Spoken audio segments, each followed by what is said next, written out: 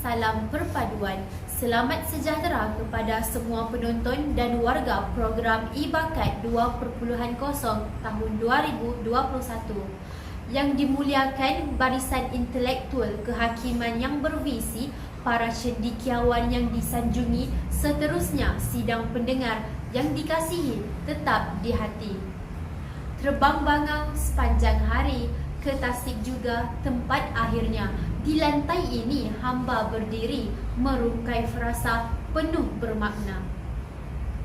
Sebelum hujah diperkukuh bukti, sebelum bibir terus mengorak bicara, biarlah saya canangkan dahulu tajuk pidato saya yang berbunyi patriotisme, bahasa dijulang, negara terbilang. Maka izinkan saya merungkai benang-benang kalimat yang mengikat setiap frasa agar hadirin dan hadirat yang kabur semakin jelas maksudnya.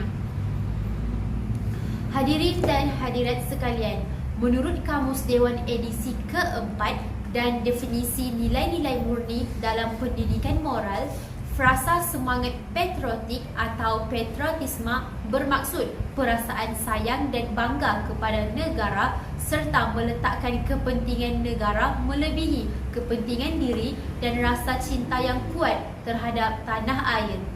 Bahasa dijulang pula boleh diertikan mengutamakan dan mengangkat tinggi martabat bahasa kita serta berasa bangga dalam menuturnya.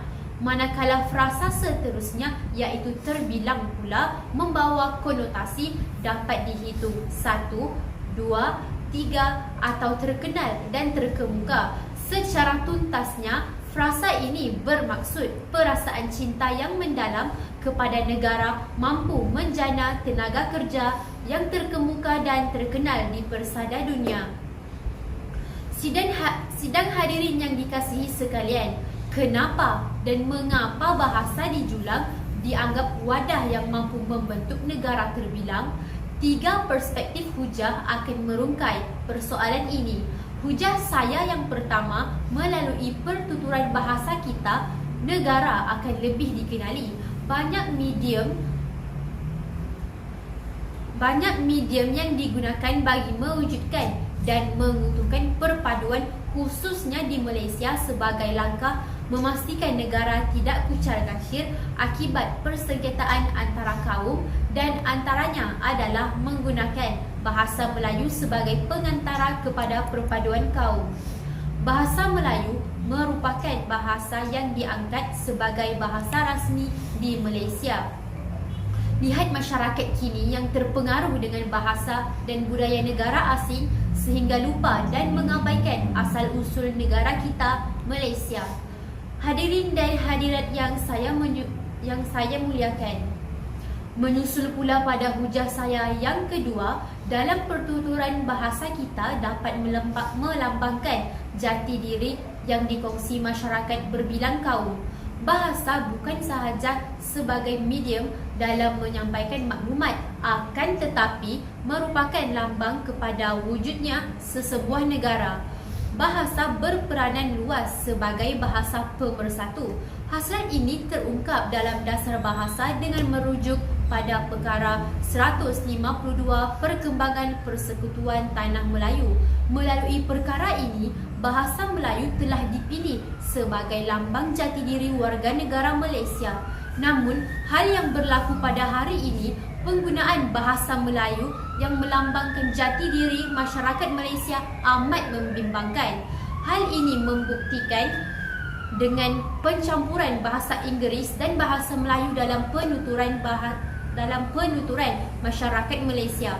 Merebaknya penggunaan bahasa Melayu yang tidak betul juga mendorong kepada kelemahan pengurusan bahasa itu sendiri. Maka bahasa Melayu sebagai bahasa kebangsaan perlu dihormati, iaitu dengan melahirkan rasa bangga dan penguatkuasaan undang-undang bagi mengekalkan dan memantapkan jati diri nasional Malaysia melalui penggunaan bahasa Melayu sebagai bahasa kebangsaan di negara kita. Hadirin hadirat sekalian, tiba saya pada hujah yang terakhir, iaitu bahasa menjadi tonggak negara. Mengapa saya kata begitu? Hal ini kerana dengan penggunaan bahasa kebangsaan kita, bahasa Melayu membolehkan orang asing mengenali bahasa kita sekaligus memperluas dan memperkembangkan lagi bahasa kita di luar negara. Contohnya, di Universiti Beijing mewujudkan mata pelajaran bahasa Melayu dalam sukatan pendidikan mereka. Bahkan, bahasa sesebuah negara juga menggambarkan keunikan dan identiti sesebuah negara. Kita sebagai rakyat Malaysia sewajarnya bangga bertutur bahasa kita tanpa mencampur adukkan bahasa dan slang bahasa barat dalam bahasa kebangsaan kita. Oleh itu, kita seharusnya bangga apabila bahasa Melayu merupakan lingua franca di zaman Kepulauan Nusantara suatu ketika dahulu yang telah melayakkan bahasa Melayu di Julang sebagai bahasa kebangsaan dan digunakan secara rasmi di negara kita, Malaysia. Marilah kita mewujudkan pertuturan bahasa kita dengan mengekalkan keasliannya kerana bahasa di Julang negara terbilang.